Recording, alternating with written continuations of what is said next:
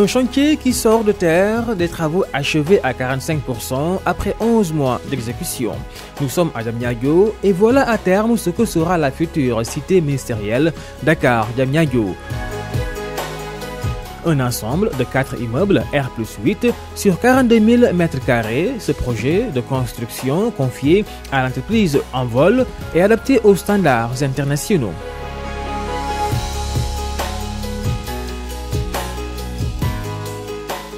Après 11 mois d'exécution, nous pouvons dire que le projet est réalisé à 45%. Comme vous pouvez le constater, le gros œuvre est presque achevé, réalisé à 95%. Les travaux des voiries et réseaux divers ont bien été entamés. Parallèlement, le second œuvre a bien avancé avec la pose des fourreaux. Dès que nous sommes mandatés à exécuter un projet, le mot d'ordre de notre direction générale, c'est d'anticiper sur l'ensemble des étapes préparatoires nécessaires au démarrage des travaux.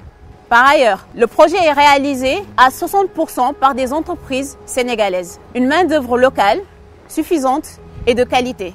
Le chantier est en activité jour et nuit. Les équipes sont organisées en relais de sorte à réaliser les volumes de travail qui leur sont fixés par le chef de projet.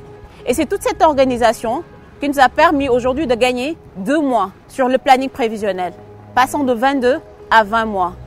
Donc une livraison du projet en mars 2018. Le programme des sphères ministérielles, c'est également l'entreprise Telium qui s'active depuis août 2016. Réalisé à hauteur de 40%, ce chantier de 3 bâtiments prendra en compte 3000 fonctionnaires sur le pôle urbain de Diamniadio.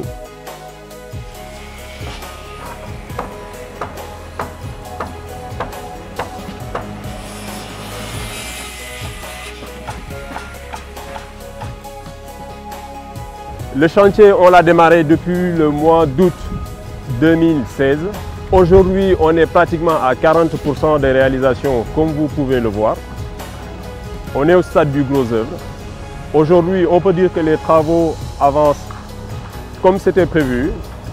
On livrera ces bâtiments-là largement en avance parce que les moyens mis en œuvre et les conditions de travail nous permettent actuellement d'avancer convenablement.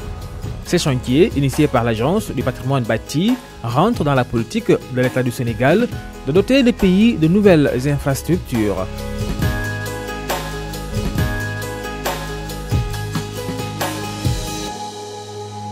Les sphères ministérielles de Diamniadio, c'est le plus grand projet immobilier public dans l'histoire du Sénégal.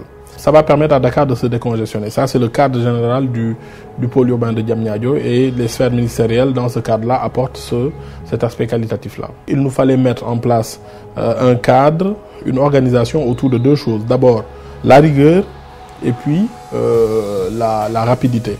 Donc, la rapidité, c'est d'abord un mode contractuel innovant qui permet d'aller vite. Et puis, avoir une organisation des chantiers avec les promoteurs. Je donne l'exemple, il y a des promoteurs chez qui nous avons des centrales à béton qui font presque 800 m3 par jour. Ce n'est pas très courant de voir ça.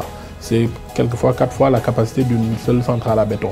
Les chantiers sont organisés de façon à pouvoir fonctionner jour et nuit parce que si on veut aller vite, on ne peut pas avoir les mêmes méthodes de construction. Et en 2018, on a procédé au plus grand déménagement de l'administration de l'histoire du Sénégal depuis 1958.